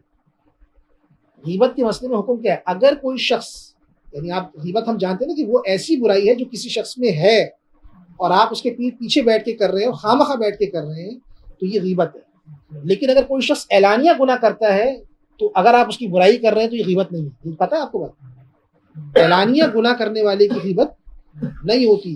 क्यों? आगे फरमा दिया गया, इसलिए कि जब उसे खुद हया नहीं रही है, जब उसने अपनी हया का पर्दा उतार दिया एक बंदे ने, जब उस बंदे ने हया का पर्दा, हया का मतलब ये कि जैसे आप ऐब छुपाते, शरीयत में हुक्म है ना ऐब छुपाने का। ऐब छुपाने का मतलब ये कि आप ऐब छुपाते हैं। कई चीजें आपके माशरे में हो रही होती हैं, आप उसको तहरीक नहीं बनाते। मिसाल के तौर पे आप गांव देहातों में जाएं और लोगों के साथ बैठ के गपशप लगाएं तो वो आपको बताएंगे जानवरों के साथ जिनसी ताल्लुकात के हवाले से एक दो किस्से सुना देंगे आप। तो इसका मतलब ये है कि जानवरों के साथ जिनसी ताल्लुकात पर तहरीकात भी चलाई जा सकती, उसे एक लाइफ वर्ल्ड भी बनाया जा सकता है पूरे का पूरा। ऐसा नहीं हो सकता।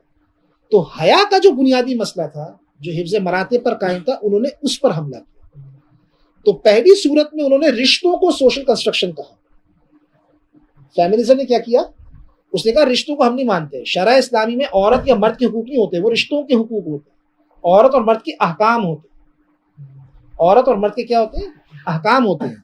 हुकूक किसके होते हैं? रिश्तों के होते हैं। तो पहली सूरतों में आके उन्होंने रिश्तों को डिस्क्रेडिट किया। दूसरी जो स्टेज आई है आपके सामने फेमिनिज्म की, उसने रिश्तों को नहीं, उसने औरत और मर्द को डिस्क्रेडिट कर दिया। इसमें अब जो आपके सामने जिन्स की जो तहरीकात आ रही है, वो कहती है, वो फेमिनिज्म की भी खिलाफ है। वो कहते हैं ये औरत मर्द क्या मतलब है? अब तो इस वक्त आप अगर यानी इक्वालिटी का मफहूम इतना तरक्की कर चुका है, जदीद में हर चीज तरक्की करती है ना, आज़ादी भी तरक्की करती है, इक्वालिटी भी तरक्की करती है। इस वक्त इक्वालिटी पर जो मगरिब में रेडिकल जो आपके लिखने वाले हैं ना ऑथर्स, वो पता क्या कहते हैं? इक्वालिटी बिटवीन ह्यूमंस की बात नहीं करते, जानवर और इंसान के दरमियान इक्वालिटी कैसे कहेंगे? अब उनके दरमियान ये कि इक्वालिटी का मतलब ये थोड़ी कि इंसान के दरमियान, जानवर और इंसान के दरमियान। और वो कह रहे हैं हम ह्यूमन राइट्स को नहीं मानते, स्पीशीज के राइट्स होने चाहिए। ये बहुत पढ़े लिखे लोग, जो आपका क्वेरिज्म है, जो बड़े बड़े जो आपका फलसफी है, न्यूज वगैरह, जो जानवरों के हकूक के बड़ी तरीके चलने वाले, तो ये बात करते हैं। अब इक्वालिटी का मतलब ये नहीं है जो आप समझते हैं बड़ा एडवांस हो गया इक्वालिटी का मतलब। अब तो जानवर और इंसान के दरमियान इक्वालिटी कायम करने की जरूरत है कि भाई उनके स्पीशीज राइट होते हैं।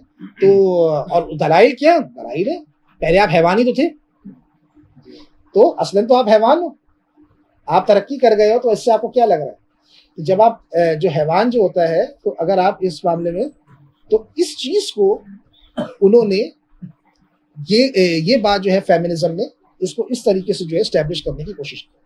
तो ये वो तारीखी बुनियादें हैं जिसके नतीजे में फेमिनिज्म का डिस्कोर्स हमारे यहाँ एस्टैब्लिश हुआ। अब यहाँ एक सवाल आता है, अक्सर औकात लोग करते हैं सर सैयद अहमद खान के हवाले से सवाल। सर सैयद अहमद खान के हवाले से जो एक सवाल मैं आपसे जो डिस्कस करना चाहता हूँ वो ये कि मौलवी मुमताज का जो काम था हुकूक निस्वा पे, वो ऐसा था कि सर सैयद अहमद खान ने इस किताब को फाड़ के रद्दी के टोकरे फेंक दिया। सर सैयद अहमद खान ने गुस्से में कहा कि भाई इसको फाड़ के फेंक दो। सर सैयद अहमद खान की बात कर रहा हूँ। सर सैयद ने किस किस सतह की बात की है? यानी आज भी सर सैयद ने जो दायरा बनाया ना इस्लामिक मॉडर्निज्म का, उसको कोई क्रॉस नहीं कर सका है। ना जावेद गांधी, ना डॉक्टर फजलुर रहमान, कोई भी क्रॉस नहीं कर सका आज तक। जो दायरा सर सैयद ने इस्लामिक मॉडर्निज्म का कायम किया है, उसे कोई क्रॉस नहीं कर सका। सर सैयद ने हर बात कह दी किसी न किसी जाविये से। सर सैयद ने हर बात किसी न किसी मायने में अपने किसी न किसी खुतबे में कह दी है। सर सैयद अहमद खान ने हदीस के इनकार से लेके वही के मसले तक हर मसला उन्होंने जो करना था वो कर चुके हैं। लेकिन औरत के मसले में सर सैयद सख्त था। अच्छा, इसका जवाब अक्सर लोग ये कहते हैं, जब आप कहीं पढ़ाएं जाके मजलिस में, तो इसका जवाब लोग कहते हैं कि क्या सर सैयद जो थे, ये तो फिर ये हुआ कि सर सैयद बड़े जो टिपिकल मर्द किस्म के थे कि जी औरतों के हकूक नहीं होने चाहिए और सिर्फ मर्दों के हकूक होने चाहिए। तो सर सैयद अहमद खान एक बड़ा इस्तेमारी ज़हन रखते थे, और उनका ज़हन वही था जो लॉर्ड क्रोमर का था।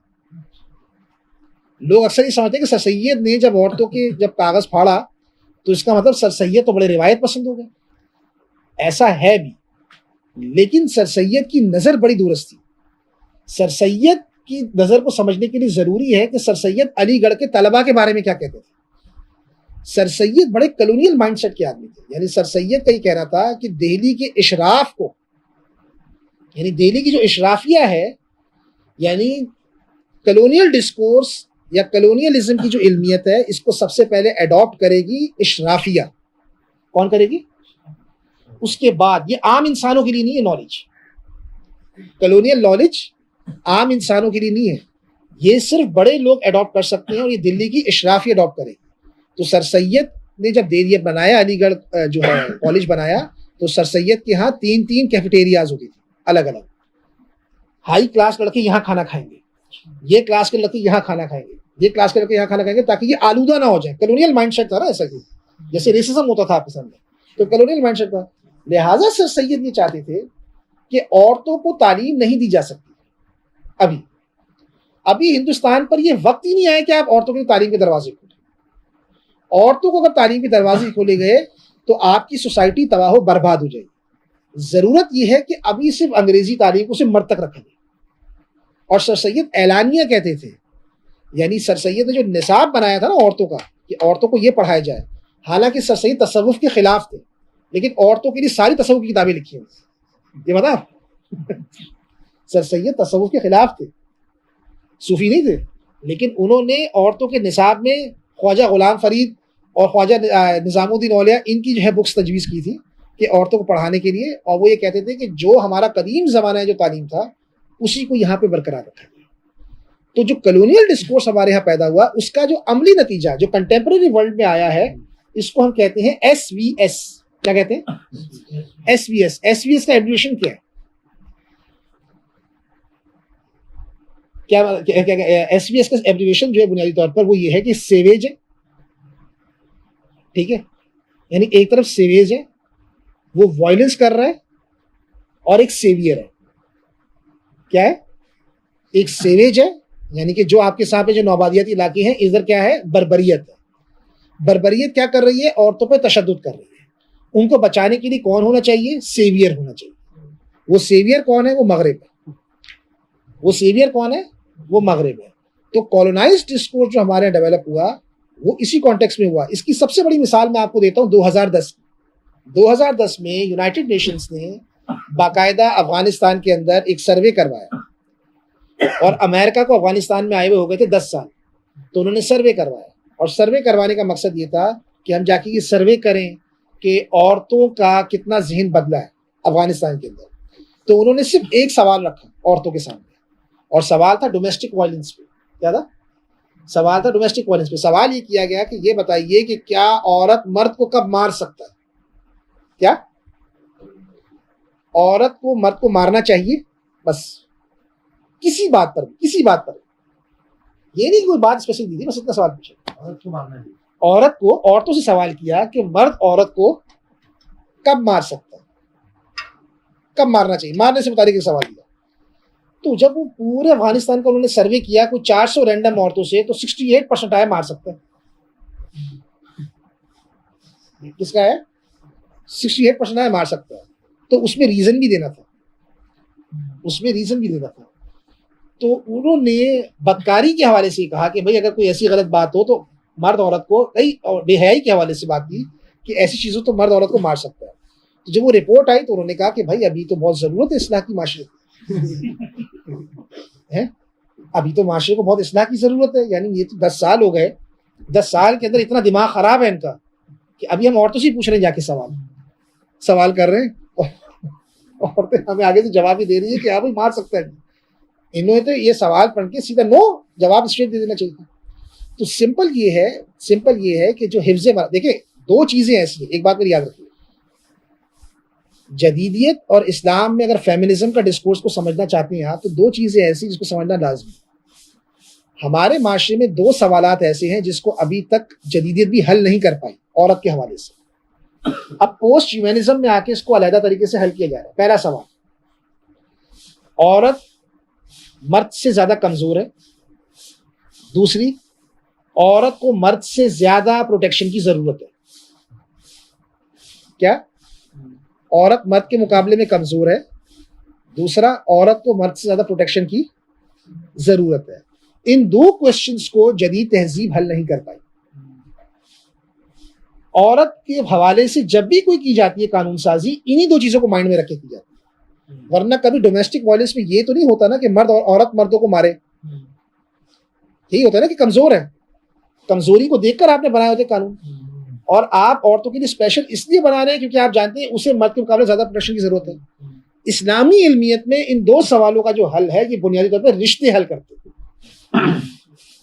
औरत की हिफाजत उसके औलिया के सपुर्द है, औरत की हिफाजत उसके औलिया के सपुर्द है, और औरत मर्द के मुकाबले में कमजोर है। इसी बुनियाद के ऊपर आपको ये बताया गया। आप देखें तो अदल का तकाजा ये होता है। अगर इक्वालिटी पर मबनी निज़ाम होता इस्लामी तारीख में, तो गुलाम और आज़ाद की एक ही कोड़ों की सजा होती,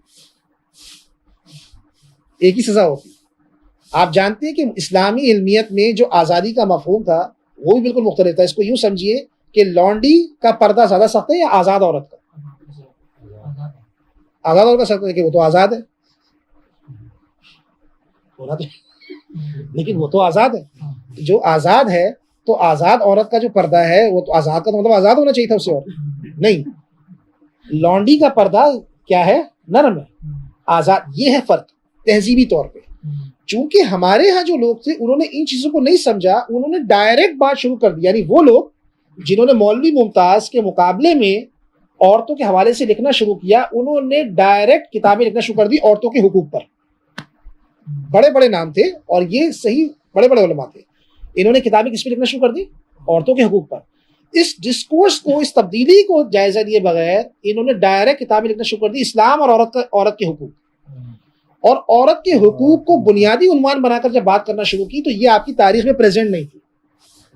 नतीजा ये निकला कि जब आपने औरतों के हुकूक बयान करने की कोशिश की, तो हुकूक एक ऐसी चीज होती है, देखिए हुकूक की सियासत इस्लामी तारीख में नहीं थी। शरीयत में बुनियादी में मर्द और औरत के अहकामात थे। हुकूक रिश्तों के होते हैं, हुकूक रिश्तों के होते हैं, हुकूक अहकामात होते थे। जब आपने जिन्स के लिए हुकूक का मसला पैदा किया, तो शुरू में आपको कोई पॉजिटिव रिस्पॉन्स भी आया, आपने हरा भी दिया। तो उन्होंने आपसे पूछा शुरू कर दिया, टोटल कितने हुकूक है इस्लाम में? तो उन्होंने कहा 6 हुकूक है माशाअल्लाह। तो उन्होंने कहा ये तो कम हुकूक है। फिर आपने इसका एक और जवाब देना शुरू किया।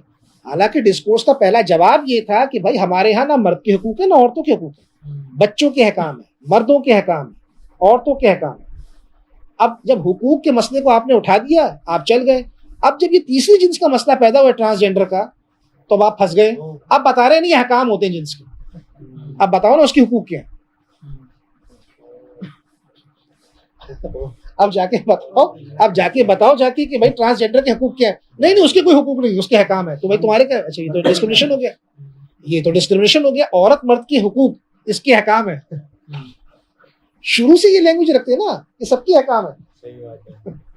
शरीयत में सबके अहकाम थे, तुमने पकड़ के उसके अंदर सबको हुकूक का डाल दिया। अब जब आप इस तरह की बात करते तो परेशानी लगी हुई है सबकी कि हम तो 100 साल से हुकूक बयान करते आ रहे थे सबके। अब वो पूछ रहे इसकी क्या हुकूक है? कोई है हुकूक? नहीं है। मैं क्या हुकूक है? हाँ अच्छा इंसान है तो क्या है भाई, और भी बहुत सारे हुकूक है उसके। अब बता दे फिर उसके ऊपर परेशानी हो गई ना बाप को।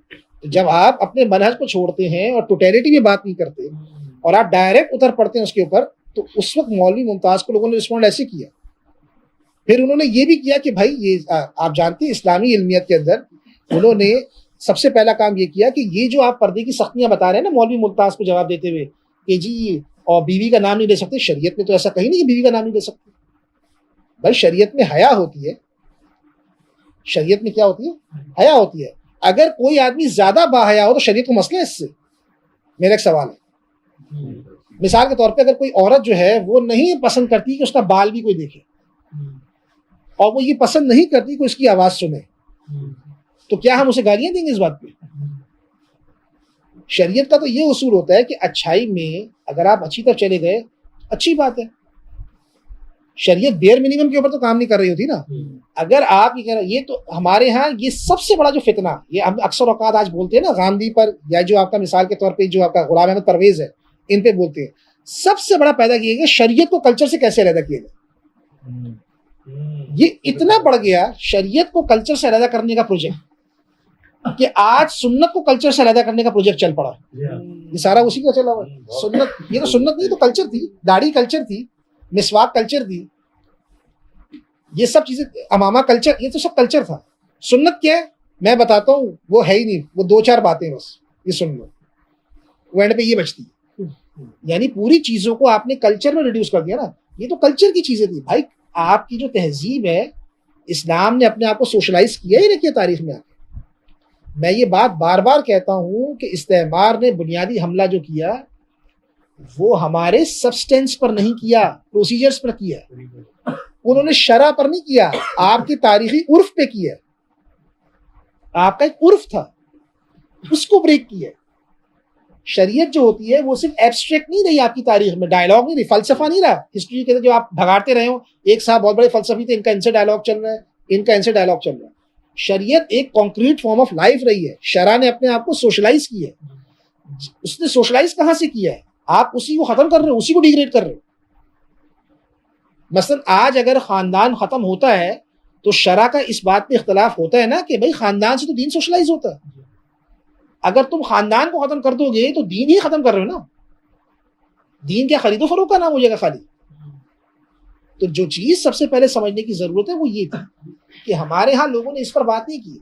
यानी उन्होंने जब किताबें भी लिखी तो डायरेक्ट इस्लामी रियासत पर लिख दी और मोटी मोटी किताब लिख दी। लोगों ने कहा कि अच्छा ये उलमा जो हैं ये तो दीन के दायरे को ये समझ रहे हैं प्राइवेट है, और ये जो साहब आए हैं इन्होंने इस्लामी रियासत की किताबें लिख दी, ये बताए बगैर कि भाई जो मुसलमानों की हाकमियत रही है वो तो उलमा के जरिए रही है।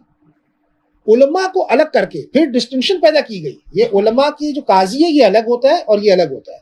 ये तहजीब है, ये दीन है। भाई आपको मानना चाहिए कि हमारी तहजीब में कुछ गलत रस्म व रिवाज शामिल हो गए, इनकी इस्लाह करनी चाहिए।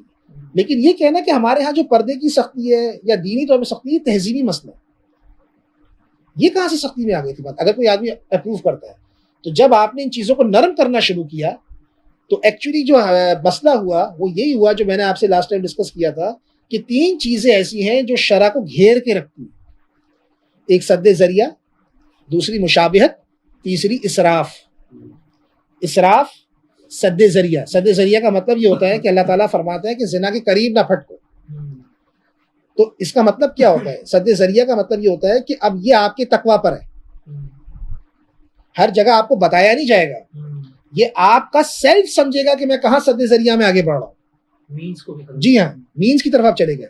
इसी तरीके से इसराफ है। इसराफ हराम काम में तो हो नहीं सकता ना, ये तो कॉमन सेंस की बात है। आपका सेल्फ आपके सामने, अगर आप एक नेक आदमी हैं, आप डिसाइड कर लेंगे यार मैं यहाँ फजूल खर्ची कर रहा हूँ। इसी तरीके से मुशाबिहत है। आप काफिर नहीं होना चाहते लेकिन काफिरों जैसी हरकतें कर रहे हैं, ये मुशाबिहत है या नहीं है? तो मुशाबिहत है। तो दीन बुनियादी तौर पे इन चीज़ों में खड़ा था। तो जैसे जैसे आपने वो ख़त्म करने की कोशिश की, भाई शरीयत में तो इससे भी निकलने की उमानियत नहीं है, इससे भी उमानियत नहीं है।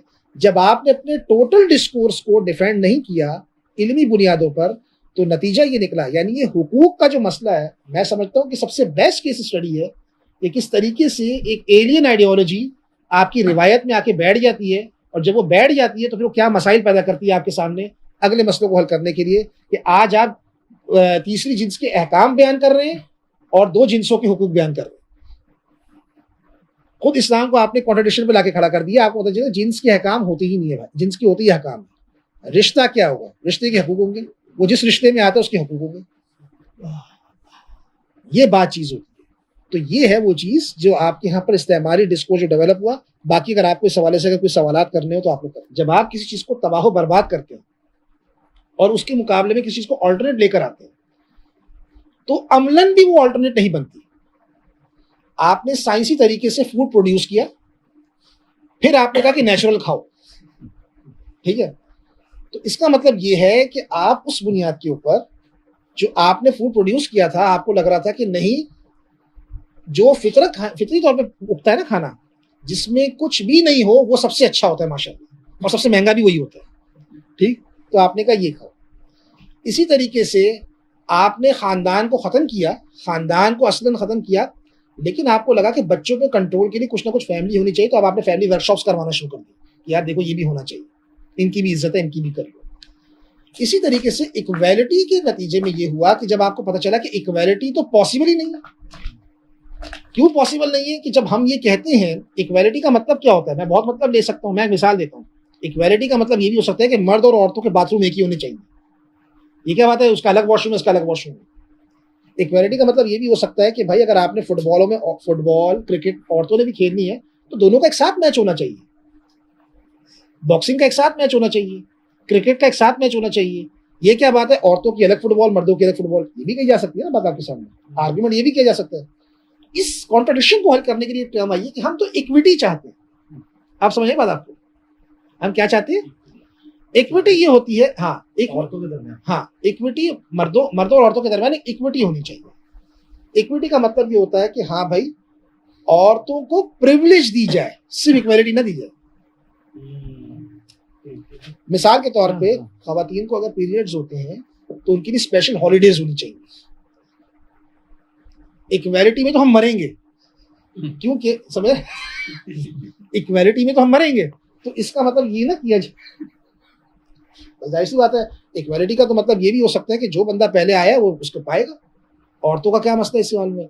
इक्वालिटी का यानी आपके यहाँ ये होता है कि अगर कोई बंदा आपके सामने कोई सड़क पे किसी औरत के चेहरे पे थप्पड़ मार रहा हो तो आप उसको उसी तरह लेते हैं जो मर्द के चेहरे पे थप्पड़ मार रहा हो? आप नहीं लेंगे, आप बहुत बेहुदा किस्म का आदमी है। आप ये लेंगे इक्वालिटी का तो ये होगा कि भाई दोनों बराबर है, खड़े हैं, जैसे औरत है वैसे मर्द है। इक्वालिटी पे अगर आप जाएंगे तो आप ये करेंगे। तो इस चीज को उन्होंने भी फील किया, क्योंकि सामने वाले को पता था कि इक्वालिटी के अंदर मैं क्या करूंगी, जवाबदेही मेरे ऊपर है सारी, तो ये काम नहीं करना था। तो इसके लिए इक्विटी का आया कि स्टेट आपको एक तरह का एम्पावर करे। देखिए, इसको मैं एक बात बताना भूल गया इक्विटी के फलसफे से, वो ये सबसे ज्यादा इस्तेमारी दौर में कॉलोनियल जगहों पे, यानी कि जो कॉलोनियल माशरों के अंदर जिसको गंदा किया गया और आज भी किया जाता है, वो मर्द था। अच्छा, मर्द के ऊपर अटैक होने की वजह क्या थी? मर्द पर अटैक होने की वजह ये नहीं थी, मैं आपको आज बता रहा हूं जदीद रियासत की नजर से, कि आप औरत को एम्पावर करना चाहते हैं। नहीं, औरत को एम्पावर करना चाहते हैं, ये मसला नहीं था। एक्चुअली ये थी कि आप मर्द को वीक करके तमाम शहरियों के बराबर करना चाहते हैं। मर्द के हाथ में सियासी कुव्वत भी थी, मर्द के हाथ में मुआशी ताकत भी थी। इस्तेमार इस चीज को इदारती सफबंदी में लाना चाहता था, लिहाजा जरूरी ये था कि इक्वालिटी की बात की जाए। इसका औरत एम्पावर नहीं हो रही, मर्द वीक हो रहा है। एक्चुअल डिस्कोर्स ये है, ऐसा नहीं कि आपने औरतों को एम्पावर करके मर्द के बराबर कर देना, नहीं, एक्चुअली आपको पावरलेस करना।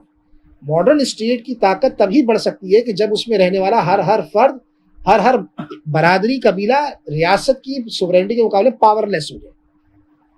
तो इसका नाम है इक्वालिटी। माशाल्लाह, सब बराबर हो गए। इसको हम कहते हैं इक्वालिटी बिफोर लॉ। क्या कहते हैं? इक्वालिटी बिफोर लॉ, कि सब पर कानून नाफिज हो सकता है। अब कोई आदमी अपनी हाकमियत नहीं दिखा सकता। तो वो हाकमियत सिर्फ घर की हाकमियत नहीं थी, उसके लिए जरूरी था कि आप इन सबको बाकायदा पावरलेस करें।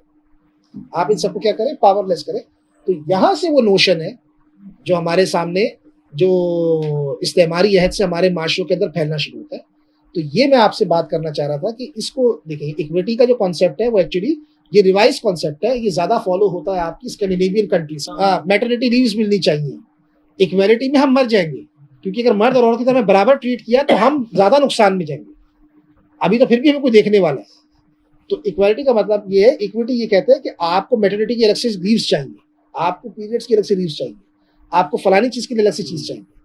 तो ये चीज है जिसको उन्होंने लाकर अपने सामने किया और बढ़ाया। टेक्नोलॉजी का, जदीद टेक्नोलॉजी का आना और तहरीर के आने में एक फ़र्क है। तहरीर आई थी, लेकिन तहरीर ने कॉलोनाइज 19वीं सदी में किया। तहरीर ऑप्शनल थी या नहीं थी, ये सवाल ऑप्शन के होने का है। तहरीर सब सीख सकते हैं, तहरीर सीखना टेक्नोलॉजी में ये मुकदमा ही नहीं किसी का भाई। चीज ऑप्शनल है या नहीं है आपके पास? असल आप ये बताएं, ऑप्शन की बात यहाँ पर हो रही है कि आपने हर बंदे पर नाफिज किया कि तहरीर ऑप्शन है, लोग सीख रहे हैं, उसको सीखना है वो सीख रहा है, सीखना भी अच्छी बात है। क्या जो नहीं सीख रहा है वो ना सीखने उसे जाहिर कराया जाएगा? ये मेंशन और टेक्नोलॉजी जो बुनियादी पे करती है वो कॉलोनाइज करती है, वो दूसरे बंदे के पास ऑप्शन नहीं छोड़ती। तहरीर ने अगर ये किया है भाई ठीक है, कोई आदमी हाफजे पे एतबार करना चाहते करे, कोई तहरीर करना चाहते करे, ये दोनों डिस्कोर्स साथ चल रहे हैं। 19वीं सदी के बाद क्या दोनों डिस्कोर्स साथ चलते हैं? नहीं चलते। इसको समझने की जरूरत है कि तहरीर का ऑप्शन की बात चल रही है। यहाँ पे हम जब बात करते हैं तो ये ऑप्शन के तनाजुर में करते हैं। जदीदियत ने जो इंसान के लिए जो मॉडल बनाए हैं वो दो ही हैं अब तक आए हैं। एक तो मशीन पर जो मादा परस्त आ रहा है, जो आपके सामने नजर आ रहा है इस वक्त, आर्टिफिशियल इंटेलिजेंस है, मशीन बिल्कुल इंसान की तौर पे। दूसरी जो ताबीरात है वो हैवान के कॉन्टेक्स्ट में। ये वो लोग हैं जो इस वक्त मगरिब में टेक्नोलॉजी पर भी तनकीद करते हैं। ये वो लोग हैं जो हमारे यहाँ एकेडमिक डिस्कोर्सेज में घुस भी रहे हैं, और इनकी गुफ्तगू सुन के लोग ज़्यादा इंस्पायर होते हैं, क्योंकि लोग ये समझते हैं, मजहबी आदमी कहते हैं मैं भी मादा परस्ती के खिलाफ हूँ, ये भी मादा परस्ती के खिलाफ। मजहबी आदमी तो ये सोचते हैं ना, यार मैं भी मादा परस्ती के खिलाफ हूँ, ये भी मादा परस्ती के खिलाफ है। ये बिल्कुल हैवान मॉडल पे चलते हैं, और इन दोनों में कोई मुखासिमाना ताल्लुक नहीं है, ये इन दोनों में मफाहिमाना ताल्लुक है। लेकिन असलन ये जो हैवान मॉडल पे है, ये बुनियादी तौर पर ये कहते हैं कि वो नेचुरलिज्म की बात करते हैं। इंसान को बुनियादी तौर पर देखा जाए कि वो असलन क्या है, वो तो हैवानी है। मिसाल के तौर पे स्टेट ऑफ नेचर पे ले गए आप, फिर अभी आपको याद आया कि यार ये जो इंसान है ये भी तो इर्तिकाई है ना, इससे पहले नेंदरडाल होता था, तो डेविनॉस होता था, तो एक्चुअली तो मैं हैवान हूँ, मैं तो बिल्कुल इस तरह का हूँ।